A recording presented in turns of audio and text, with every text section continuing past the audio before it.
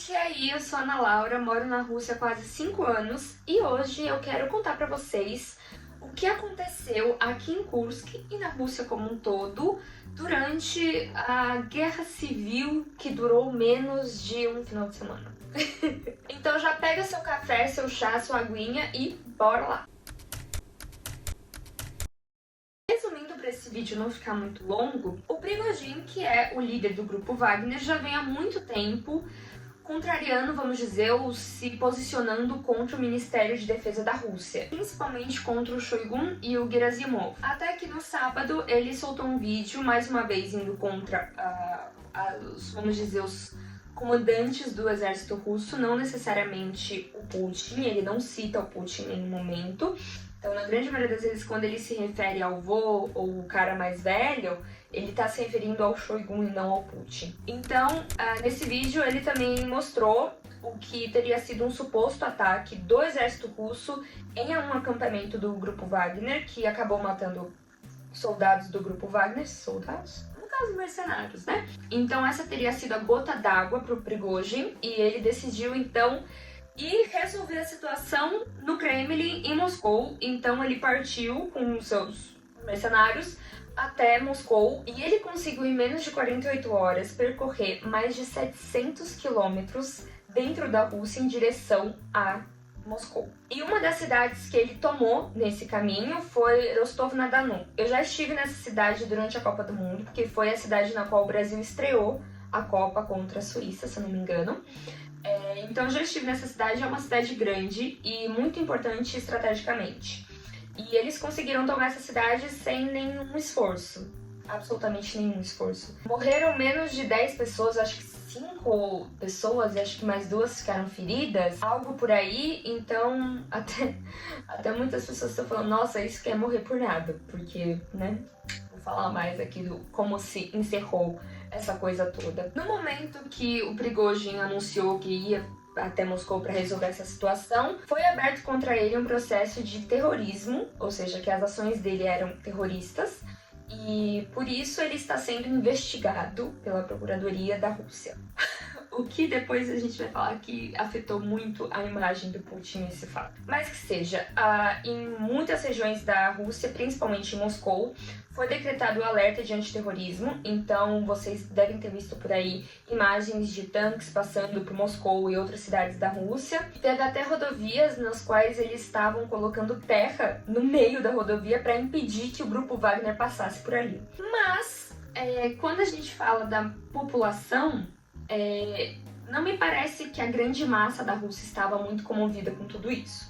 E também, por parte até do exército da Rússia, muitos não estavam dispostos a brigar com o grupo Wagner em nome do governo, porque muitos até que são soldados do Ministério de Defesa da Rússia não gostam muito de como o Shoigu estava levando as coisas. Então não houve uma oposição ao Prigozhin e as tropas dele, o que facilitou com que ele percorresse tantos quilômetros, chegando muito perto de Moscou. E junto com esse alerta de terrorismo que foi colocado em muitas regiões aqui da Rússia, foram cancelados eventos com muitas pessoas, como por exemplo as formaturas que estão acontecendo nesse ano, seja em escolas, seja em faculdades.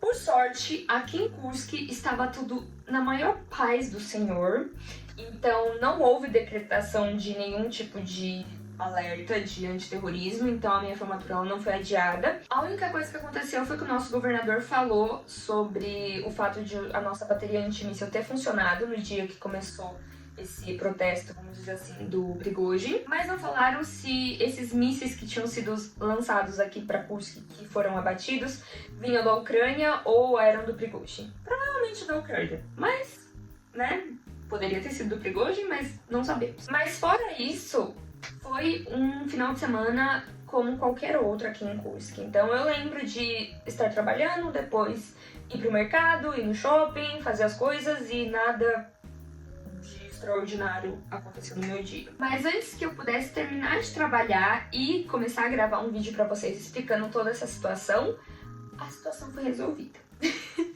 Então, o que estava sendo anunciado como uma grande guerra civil, eu vi, por exemplo, o Mikhail Khodorkovsky, que é um ex-bilionário russo que o Putin colocou na cadeia por 11 anos, que agora saiu da cadeia, hoje ele mora em Londres, que ele é um dos líderes da oposição na Rússia, ele estava apoiando o Prigozhin. E muitos opositores do Putin estavam indignados dele estar apoiando o Prigozhin. Tipo, como você pode apoiar um cara que, né, mercenário? E um dos porquês que ele estava apoiando, declarando o seu apoio ao Prigozhin é porque, em teoria, o Prigozhin e ele teriam inimigos em comum que seria o governo do Putin. Então seria uma forma de tirar o Putin do poder. Mas não aconteceu nada.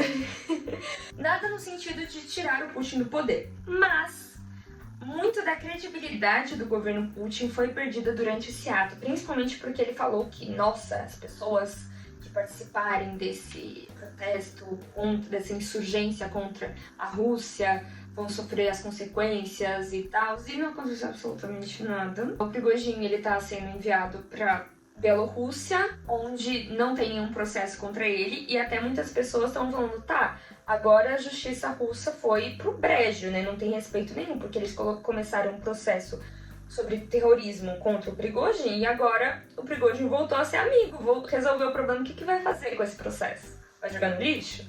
Não, eles mandaram o Prigozhin pra Bielorrússia para poder dar andamento a um processo de terrorismo contra ele. Mas foi algo que realmente mexeu muito na credibilidade do Putin, até frente boa parte da população, porque se imaginava que forças do exército, da FSB, de outras polícias que tem aqui na Rússia ficariam 100% do lado do governo, e eles não chegaram a se rebelar contra o Putin, mas eles não dificultaram nem um pouco a passagem do grupo Wagner para ir até Moscou. E no que se refere à população, em muitos casos você via a população entregando água para caras do grupo Wagner, para tipo, ajudar eles, né? Então o fato do Putin ter, a princípio, falado que isso era uma facada nas costas por parte do Prigozhin, e depois ter feito um acordo com ele e tudo ter voltado à normalidade, mostrou o quanto ele não parece ter muita força e depende muito do grupo Wagner, de certa forma. E isso foi um baita impacto para a reputação dele mesmo. E talvez esse motim do Prigozhin não foi suficiente para tirar o Putin do poder, mas foi o suficiente para abalar bastante as estruturas, principalmente da elite política, que falou, peraí, a gente até apoia ele, mas se vier alguém com mais arma, alguém que saiba com mais força, me refiro à força física mesmo, de poder matar, a gente vai respeitar essa pessoa, porque talvez uma coisa que as pessoas se esqueçam um pouco, mas a cultura russa ela é muito baseada nessa força. Então, me parece que só agora a oposição russa acordou pro fato de que se eles querem tirar o Putin, eles não vão conseguir tirar o Putin de forma democrática sem força. Porque se você olhar a história da Rússia, todas as vezes que teve mudança de poder, foi por força, usando a força. E isso tá marcado na história da Rússia, duvido que vai ser diferente com o Putin. Então esse motim mostrou que ele não é invencível, que dá pra tirar ele do poder, basta ter homens que saibam lutar melhor que o exército russo. Basicamente isso. Então assim, gente, eu imagino que quando vocês receberam a primeira notícia sobre o motim do Prigozhin, deve ter todo mundo, meu Deus, agora a Rússia vai implodir e como que isso vai afetar a guerra na Ucrânia. Mas eu percebi que o povo no Ocidente, os políticos no Ocidente, estavam assim, torcendo para que o Prigozhin tomasse o governo ou que começasse uma guerra civil que ia afetar muito a Rússia. Mas muitos diriam que a guerra civil não começou, não aconteceu ainda, mas que ela está próxima de acontecer. Mas é aquela coisa, a história da Rússia é cheia de emoções, é como se fosse uma montanha-russa com vários loopings. Então esse foi mais um looping que a gente ficou assustado e se resolveu, vamos dizer assim, um final de semana.